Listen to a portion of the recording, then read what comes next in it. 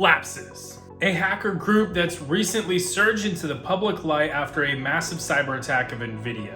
They appear to have just hacked Samsung, except this time they have leaked around 190 gigabytes of data from Samsung. This includes a lot of source code, as they claim every trusted applet from every recent Samsung device in the trusted zone. It also includes source code on the biometric unlocking procedures of Samsung devices. So think of that as like, thumbprints and facial scans and stuff like that. It also has bootloader data on recent Samsung devices, as well as other data. And they also claim to have captured source code for certain Samsung web services, including source code on Samsung activation servers, Samsung account code, which can include identity data, activation data, APIs, all kinds of those things, as well as other data in that area as well. Now, this comes very quickly after their announcement of a cyber attack of NVIDIA. Whenever we last talked about this, NVIDIA had not yet publicly confirmed that a cyber attack had taken place. However, now we can say that that's happened.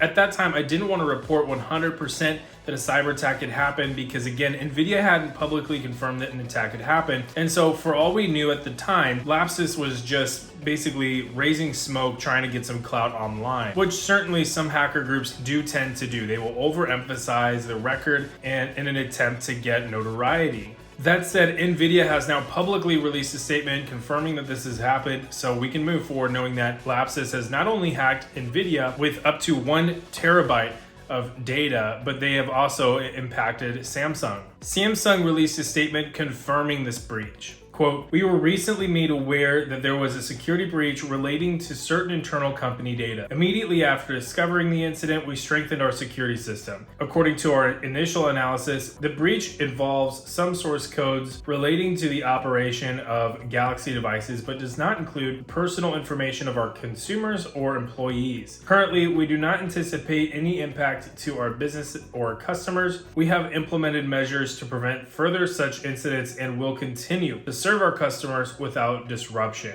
As of now, it appears that Lapsus has released a significant amount of data that they have stolen from Samsung, around 190 gigabytes worth. It is unclear exactly what their objective is with this breach. If you remember with NVIDIA, they had threatened NVIDIA a number of times to pay up basically to prevent Lapsus from publishing this data. And after NVIDIA did not respond to their threats, they began to incrementally release data. It's unclear if they're following a similar tactic with this case. We'll continue to keep an eye on that. If you have any information on them threatening Samsung and trying to get money out of this, or any other information that might indicate what the intention is of Lapsus, do comment a link to those stories down below. Lapsus has been an interesting group to keep an eye on, to say the least. And first off, if you're curious, let's address the elephant in the room. No, they are not related at all to the war in Ukraine. They are a non-political group based out of South America. They're interesting, in my opinion, because this is their second high-profile cyber attack in as many weeks. Now, certainly, those cyber attacks took a lot longer to actually pull off. So it's interesting to see why exactly they're publishing the fact that they breached these two organizations, as well as that they're publishing the data. It indicates that they may have a relatively high op tempo and are able to breach multiple organizations at the same time, especially considering the size of both NVIDIA and Samsung. These aren't small companies or medium-sized companies. These are very, very large international corporations. They're showing that they're not only going after the big fish, but they're also not following other similar steps that similar cyber criminal groups tend to do. For instance, they're not deploying ransomware. As you can imagine, in a large corporate environment, trying to spread and detonate ransomware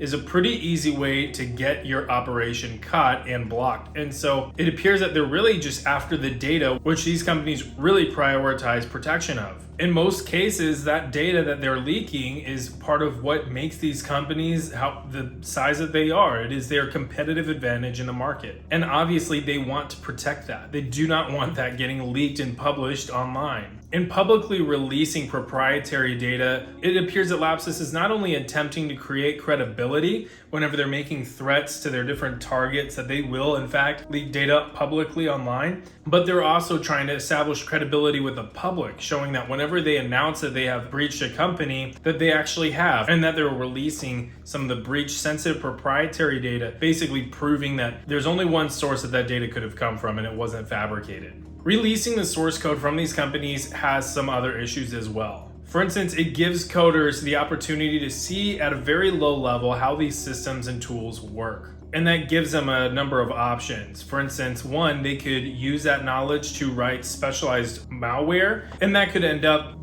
giving the rise to a number of new malware strains that we haven't seen before that target newer devices. They can also use that code to create their own knockoff devices and services, which they can sell at a lower rate, undermine the market objectives that these companies have. This string of cyber attacks has also made me wonder a couple of things myself. And if you have any thoughts on this, I definitely want to see your thoughts on this below. So definitely drop a comment if any of these questions resonate with you, or if you see any data that can kind of point the research in any which way. The first thing I'm curious about is how these attacks took place in the first place. And why exactly are they happening so close together? Has Lapsus identified common vulnerabilities between both NVIDIA and Samsung? And if so, what vulnerability is that? Surely in a company the size of NVIDIA and a company the size of Samsung, you'll have shared vulnerabilities. But it would definitely help to know what is being exploited by these threat actors online, so that way other organizations can take necessary steps to defend themselves. One report from the NVIDIA attack indicated that Lapsus had gotten a fair amount of access within the corporate systems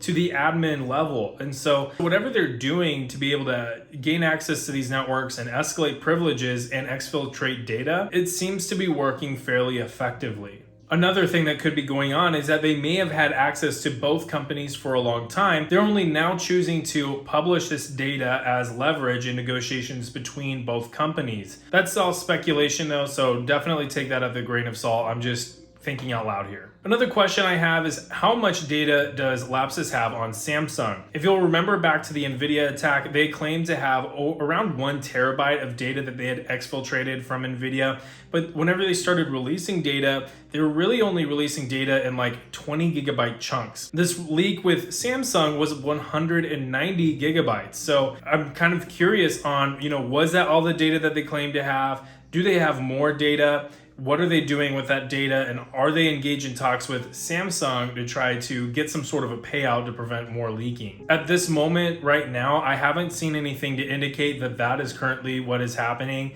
So, I guess time will tell either way what is true. If they have more data, what kinds of data do they have? Samsung basically indicated in their statement that consumer and employee data was not taken. But will future leaks negate that statement? Or did Lapsus overplay its hand and basically leak too much data and negate their negotiating position? For instance, it's really easy to claim that you have stolen a lot of data, but a company could easily just basically call your bluff, and then you end up leaking a portion of the amount of data that you claim to have stolen, and then everyone realizes that you really didn't steal that much data. That doesn't do much good for the company itself because, again, you're leaking its own proprietary code, but that can change over time, again, as they're developing more products. That can actually be healed over time, and again, they're not having to pay money. I also want to clarify that I don't think anybody should be thinking that Lapsus is playing 5D chess here. After all, with the NVIDIA hack, they made this claim that NVIDIA had hacked them back, but what likely ended up happening was they had installed an NVIDIA corporate agent onto their own system to be able to authenticate into the network, and that triggered NVIDIA's data loss prevention policy, which basically caused some havoc on their own systems. So to them, they might have freaked out, thought that they were being hacked, and then basically revealed all that information online, but they didn't realize what they had actually done was a legitimate execution of data loss and prevention policies with the corporate agent. So that's kind of like a silly thing to happen, but it definitely indicates that they may not necessarily be as technically savvy as they claim. And there's no offense to them if they're watching this, and if you are a member of Lapsus watching this, comment your full legal name down in the comments below and tell us about how you got into cybercrime. A final question that I want to ask is Lapsus targeting other companies? To my knowledge, we had no indication that Lapsus had been targeting Samsung as well as NVIDIA, both of which, as I've said, are pretty big fish on the market. If they were both attacked simultaneously, then do they have other teams that are currently engaged in operations against other organizations? Or was that really all that they could really muster with their current team, and will they pivot to other organizations later in time? There's really no way of knowing until we get more news about future cyber attacks, which again, hopefully it doesn't happen. But the best way that we can keep up is by hitting that subscribe button and staying tuned for more information. This whole story seems to have been buried by the war in Ukraine, and I really feel like this would have been front page news were it not for Putin. Regardless, I'll continue to be tracking this and we'll be reporting if we hear more information, and do comment down below with any updates that you found as well. I'll be sure to include that in the next video. If you want to get more information on the NVIDIA attack, check this video out. It will have all kinds of things that you'll need to know, as well as other cybersecurity updates that might be interesting to you. As always, stay safe. Bye.